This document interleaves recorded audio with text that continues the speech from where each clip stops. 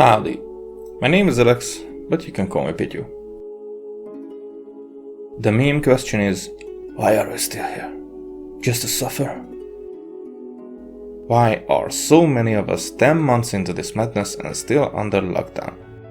Others making their everyday work, risking their health, people losing their jobs still, living up their reserves, and we're here waiting for a miracle and in this misery state hope that the vaccine gets everything right.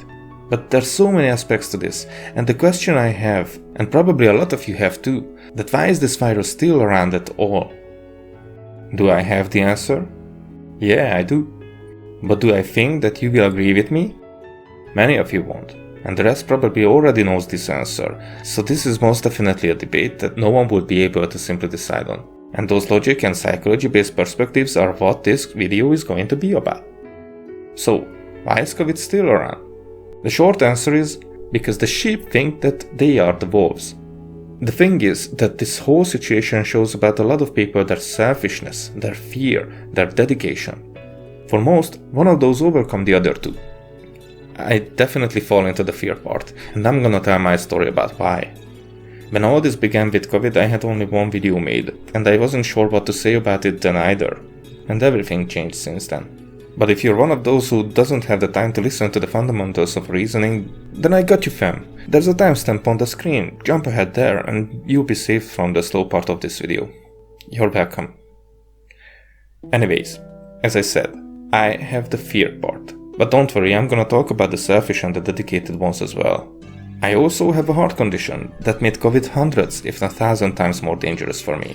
And I'm curious if I would have this much fear without having a heart attack on my record. But now I never know that. Back then, in early February, when we just heard about the virus spreading on the Far East and a bit in Italy, I was in the UK and neither me or my colleagues were thinking that it would affect our lives at all. I was planning to visit Hungary in May, do a health checkup, but I had to cancel the trip in the beginning of March.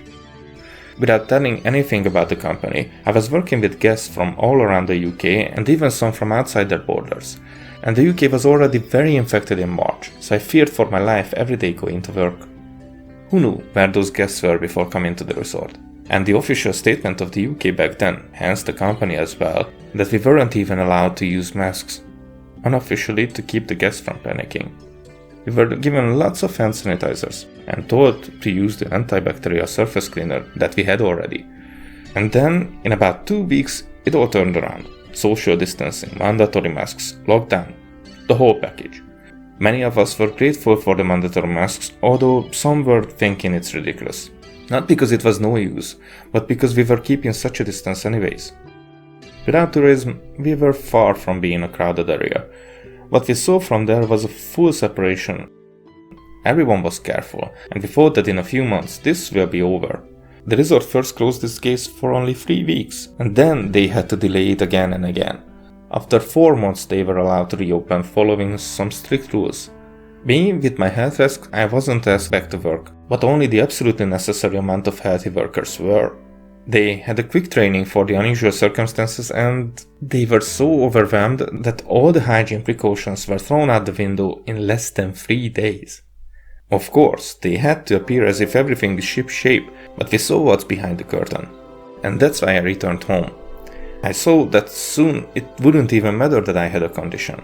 And it got worse even, so I really was looking for that health checkup. They would have made me go back to work. And the work part would have been just fine, but by then the precautions have stopped entirely, except wearing the masks. Not even the social distancing. But the worst part wasn't the company. It was the guests. Not just in the resort, but everywhere around. People found it more important to get in their pubs than their nation's health. People thrown their masks away everywhere, leaving rubbish behind when many of the people were lacking of those elsewhere. Basically, all the people around that time were the ones who were only waiting for the government to allow them to finally go out, and they were thinking that everyone was crazy for worrying about the virus. They were complaining about the masks, or not even using them even when they were asked to. Sometimes there were parties with over 100 people, and the police reported it later that there were just too many people, and they couldn't do anything about them. Incompetence is the word you're looking for. So, jumping ahead to a big city, but in the suburbs, end of August. Not a crowded area, not a tourist destination.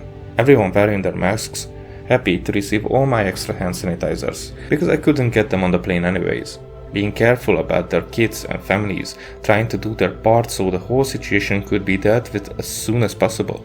At the airport, people were able to keep their distance. Let me emphasize this one. Everyone was told that the airports are the most crowded, so you can't keep your distance. You'll probably get the virus there, even if you're extra careful. And I was so anxious about it, because I had no other choice. But in reality, it was such a pleasant surprise. The closest I got to someone is when my bag fell over and I had to get closer to pick it up. On the plane, there were at least 2 empty seats next to everyone, except if they were traveling together. Masks were only removed for eating or drinking. Now, since I'm home, I mostly meet people I know in grocery stores. This is a small city after all. Not everyone knows about my condition, so they might not censor their thoughts about the situation, and many of them are entitled to convince everyone around them that there is no real threat. They barely recognize the existence of the virus, if at all. Of course, not everyone, but they are the loud ones, and they can't put the subject to rest. They have to win the conversation. Not really enough for them if someone answers that, "You do you, man, I'd just rather be more careful." There was a particular situation when I was having a walk with my mate, who is also a careful one, and we bumped into one of his friends, who in their second sentence started to debate that the virus is actually just a variant of the simple cold.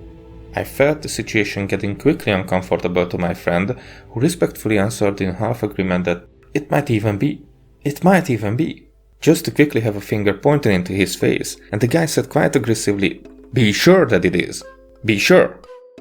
The thing is that these two haven't met since the whole thing started, and that was all it took to get uncomfortable about having different thoughts.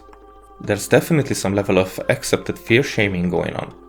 Let people fear, for fuck's sake. It's not something that they want, it's something they suffer from. They don't need other people's insecurities to get thrown at them. I know people who were ending decade-long friendships over one of them being afraid and or careful, while having no other reason than that. On the other side, I only heard anyone ending friendships, but more like contacts on Facebook, because their relatives were diagnosed with COVID and people were insensitive about it online. I mean, I can most definitely understand that. And let me say a word about the most respectful ones with dedication. I know people who don't agree with how the whole COVID situation is treated, but they work for the well-being of others and go against their own beliefs to treat them right and get through these times. I know a different particular one who eventually got COVID, fortunately almost entirely without symptoms, and when I asked them about how they got it, they said that they were expecting it to happen because of the field they're working on, but they had to do it anyways. And I don't mean that they were forced, but they wanted to do the work they believe in. I would say that I'm most definitely classified as sheep here. And you know what? That is fine with me. I know my own values, and I definitely have proven my worth in my younger years. Maybe not even all, but a significant amount of it. And I have learned to be patient and self-conscious. I have learned my place. I have learned that my fear is most of the time an indicator about something to be at least careful about. And this is where the mind's work comes into play. Would you like me to go with the 7 deadly sins? You know what? Let's do this by the 7 deadly sins. I wasn't thinking about it earlier, but now it makes sense. Nothing about religion though. The biggest of all is pride. I'll leave it for last because pride ruins everything in my eyes. The quarantine for most started with greed and or envy, then sloth. The result of greed was the toilet paper shortage, the empty shelves, and it went hand in hand with envy. People didn't leave simple stuff to others, then started to offer them in extremely high prices to abuse their needs. Then we were in our own bubbles, doing nothing for weeks, months. Our inner sloth was having the time of its life, and you can't tell me otherwise. All of us wished for a life where we were able to do that. It's the circumstances that we haven't wished for. It's the essential workers who haven't got the opportunity to do that, and for them it was envy instead, even if they dodged it for the first time. For the rest, after a while there was guilt, because we knew that we wished for the downtime, and we felt in ourselves that our combined will caused all this. We are the ones with the most empathy, that's why we felt like that. The luckiest ones could have their fun with their loved ones, the rest by themselves, which made lust the least of a sin of sins. If any consider it still a sin, by the way. some people were not that lucky. Frustrated people who either couldn't cope with the previously mentioned guilt, but more likely the ones who lost their job because of the pandemic, and even more likely the ones who felt like they have lost their freedom. Their wrath was eating them up, and they felt like their inertness, their helplessness, their powerlessness was caused by people deciding on the matter of the pandemic, and that their aim was none other than oppressing that little power that the small people have. And yes, that is pride. That is narcissism. That is selfishness. And it doesn't even mean that they are entirely wrong. It means that they don't see the whole picture, only their own bubble where they are the victims. They can only see that the victim is weak, the victim is the prey, and they will be hunted down by the stronger ones. They feel like they are the sheep, while they were living their lives as if they were the wolves. Because they might have been in their bubble, but now everyone got into the same bubble, and they are angry because they want their own bubble back where they were the predators, where they had the power that was enough to show everyone around that they are not to be messed with. Just to be clear, everyone who only thinks inside their own bubble is selfish and lacks of empathy for others' needs. I don't see any scenario that would convince me otherwise, but you're certainly welcome to try. Usually, if someone argues with that, it is only about not appearing selfish or not to be judged by it, and never about not being that. So, what happened when there was any chance for them to show their teeth? They took their wrath and released it on whoever they could. Usually on the government, since they were the ones making bad decisions. And I'm not sarcastic. All the governments handled this outbreak extremely poorly, and their acts towards recovering from the situation had the main concern about how could we turn this to our advantage. And I can tell you, it frustrates me as well. It's not that I agree with them. They have abandoned many people in their misery, and it led to them losing their jobs, their businesses, their life's work, while others, including myself, were sitting on their asses, still getting paid. It was like that for a while. But it is not like that for a while now, and I don't have a job either. I'm living up the last of my savings, but I'm still afraid to get a job where I be in contact with people, and there is shortage of jobs where it's safe. But do I go to the streets, into crowds, to shout about it into the air while nobody cares because they have their own problems? No. The people who are angry, they do that. And please, remember that I'm calling them angry people, because I'll be using that to refer to the same kind of people from now on. What else do they do?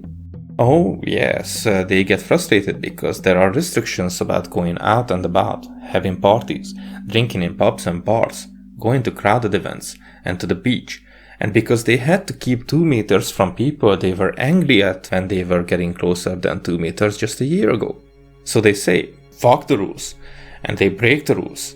And if you're the one who follows the rules, they get angry at you because you are considered as someone who strengthens the rules by making their efforts to fuck the rules less significant. In other words, you hurt their pride. You, who in their eyes were considered to be the weak one. They can't let the sheep grow back at the wolves.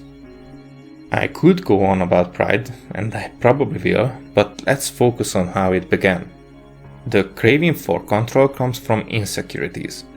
I'll get to how that develops in a personality another time because it's a long talk, but you can get some of the basics from the 4th episode of my Remember Me series from 38 minutes 10 seconds to 45 minutes 20 seconds. In short, the control-hungry people are not only insecure, but they project it around themselves, while considering themselves as the ones above obedience.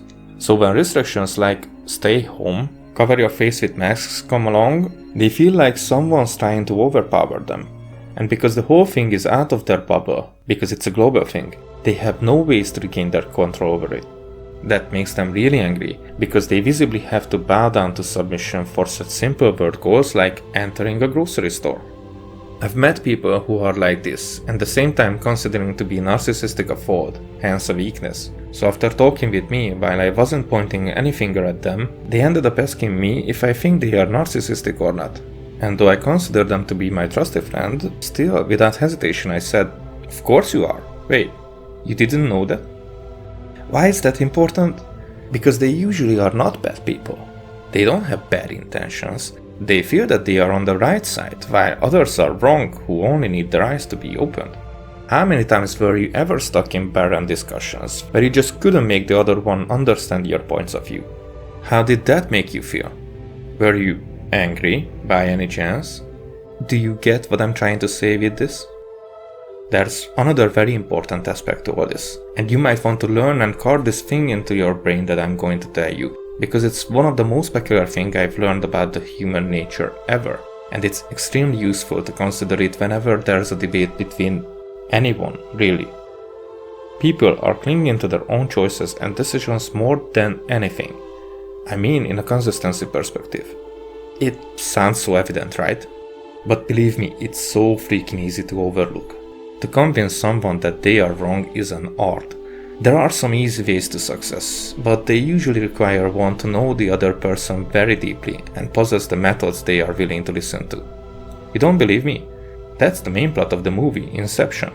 If you didn't believe me, but you believe me now, that means you've seen and undoubtedly liked that movie, because it proved my point. If you didn't like it, or you think it's silly, or because it's not real, then nothing said in the movie should be considered as convincing. You might even think that everything I said until now is probably more questionable than it was before. That's how deeply and unexpectedly arguments can influence people. Because it's based on their own already existing opinions. But I can't tell anyone that they liked a movie that they actually didn't. And if I'd get into an argument about it with them, they would come against me more determined than before.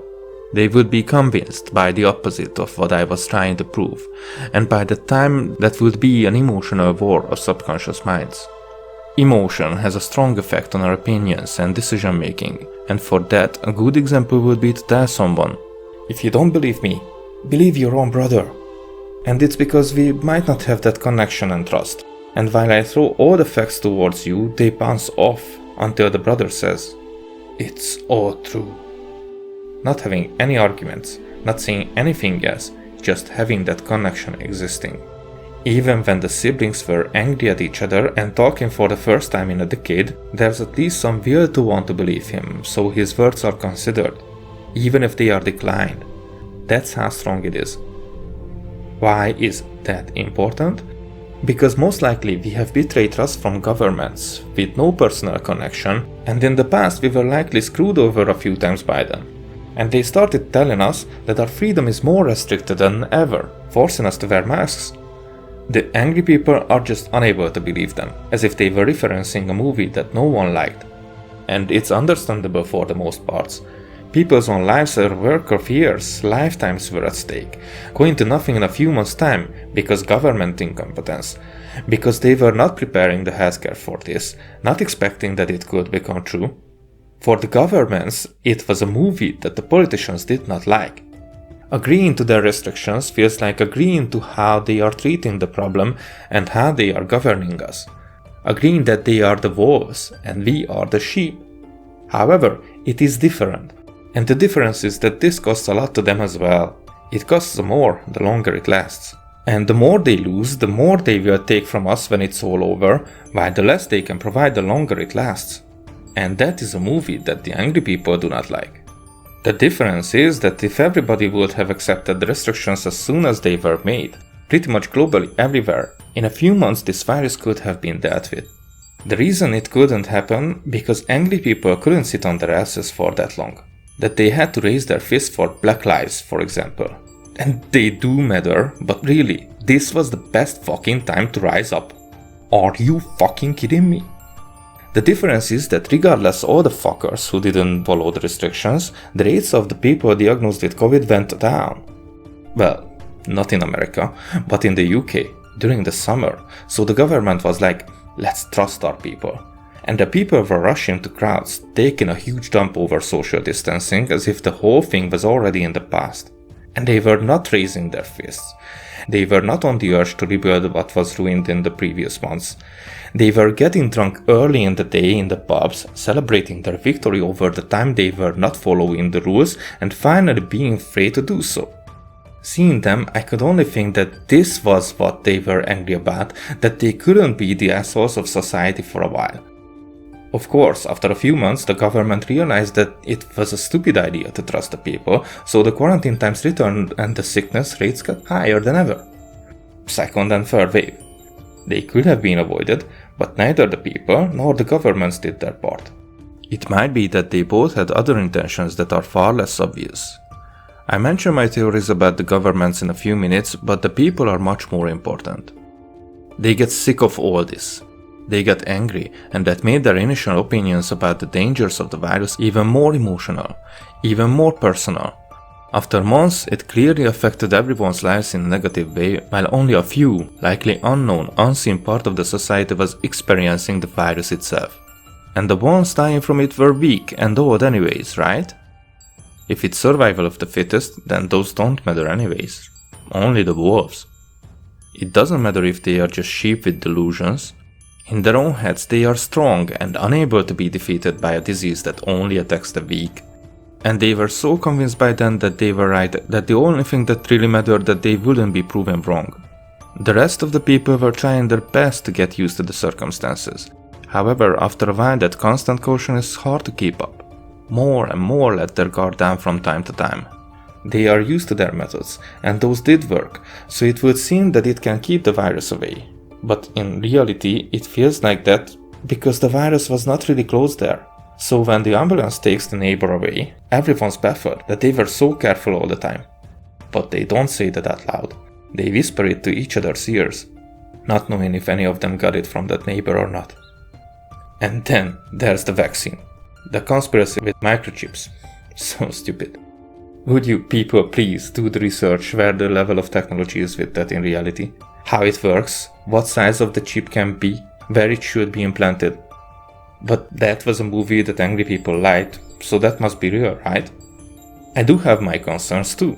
Not because it would be a conspiracy, but because developing a vaccine takes much more time, and tests too. What side effects could be expected? Is it a long-term protection?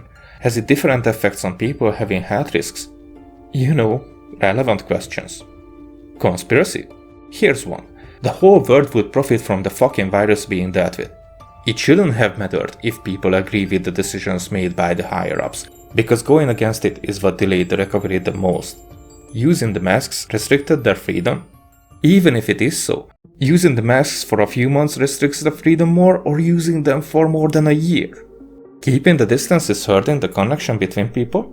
Yes, it does.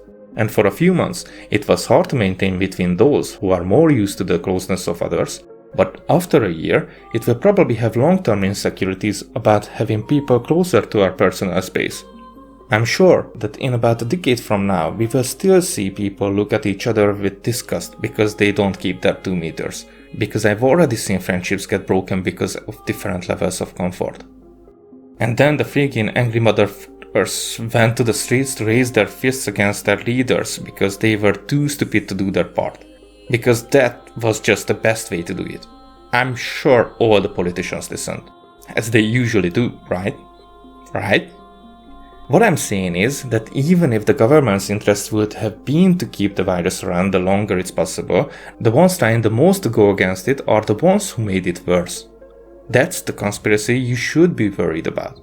Not stupid ones like there's going to be hidden mercury in the vaccine. For what fucking reason? I've heard that at least 8 months ago when there was no idea what will be in the vaccine. What do these people think? That the scientists sit around the table in every fucking country and their president or any other leader put in a thermometer in the middle saying, there's a race. We have to come up with a vaccine first. But that mercury has to be in it or else don't even come to me, alright? The whole problem revolves around a huge shortage in hospitals with doctors and medical workers. The very first ones who need to get injected with the vaccine. So scientists were like, let's poison our own. It will be fucking hilarious. Then texting every other virologist around the globe and they all replied that they were in. So when people will go and donate blood in the future, they'll give unicorn blood like in Harry Potter, and the doctor could crack up in laugh saying, it was just a prank, bro. So they could break out in laughter together because they both liked that movie. And I'm not saying that the vaccine is probably perfect. No, it probably isn't. It's probably a rushed project developed and provided as if it was a race for being the first to produce it and provide it, so there will be enormous profit on it, ordering some countries to pay for it, while the leaders brag about it in our face how generous they are for giving vaccine to the poor and less fortunate in exchange for billions. So please, think logically. I don't think that most people are that stupid that they couldn't put together the real reasons. I think they are misguided by fear, confusion, insecurity. I think their problem is the result of them being the dominant sheep in their flock earlier, believing that they were the boss, and now they have to face the truth. In other words, that they are used to people listening to their words, so after their words started to not matter that much, they tried to get louder and tried to convince everyone around them with their own misconceptions. Why? Because hearing their own thoughts reflected back to them made them feel more secure. Most of the times it's not about being right or wrong for them. It's about appearing right or wrong. To win the debate, not the reality. All the while, reality does not give a fuck. Because reality is the only wolf here. And the moon is still out. Originally this was where I intended to end my video. Although it seems that I have to emphasize some of my views and even attach some more to avoid misunderstandings, so I won't need to make a second video on this subject. Even though that will probably help my channel to grow, my intention of staying authentic to my beliefs is much stronger than chasing the YouTube fame. I do believe that the virus was spreading in a rate that was overwhelming the hospitals around the world. I do believe that in the beginning that was happening because of the injected fear in most societies throughout the last decades, or centuries even. That fear is a very important factor in what is happening, and not only in the COVID situation, but let's stay on the subject for now. I do believe that the lack of precautions for an event this altitude is the main cause of the possibility of that to happen. If the release of the virus was intentional and/or experimental, I don't know. Would I be surprised if that would be the case? Yes and no at the same time. I think that for the goals of the controlling power in the world to achieve an intentional spread of the virus is rather risky, and the emphasis is on that it could fall out of control, out of the hands of those who crave control above anything else. But mistakes did happen, either this way or the other.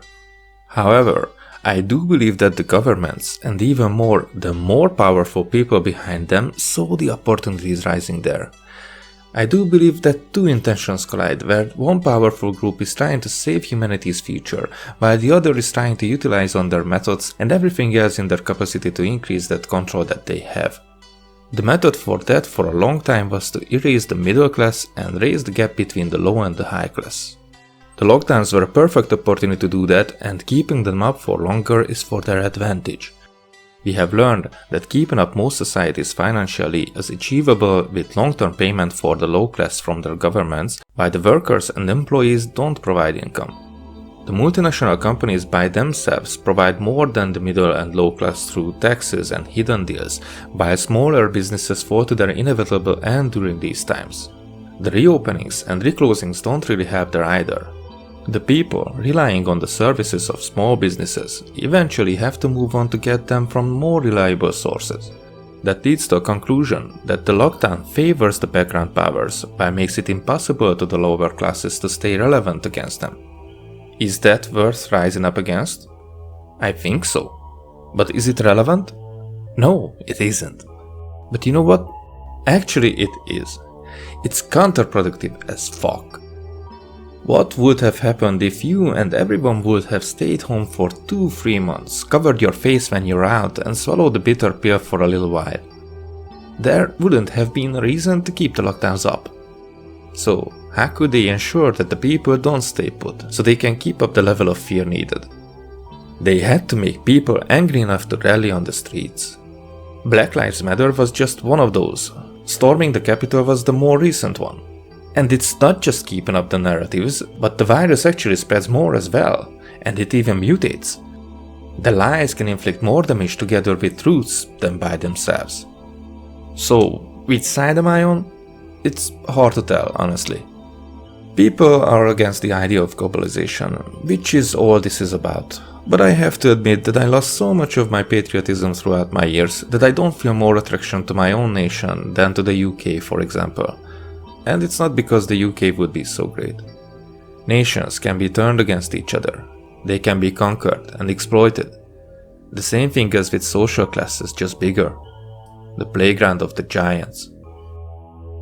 There's the fear of microchips, as the futuristic ways of control, but we have almost the same voluntarily in our pockets, in our smartphones already. There's the survivability for humanity against the ASI that is predicted to arrive in just a few decades, and biochips could be the solution. People fear that we will become empty shells of ourselves, electronically made to believe that we are happy, by becoming slaves as if we were like the actives in Joss Whedon's dollhouse.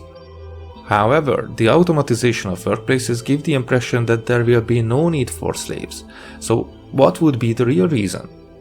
The machines would work instead of people, while more than enough money would be provided with no work needed, and without nations divided, cultures brought together, wars would be irrelevant.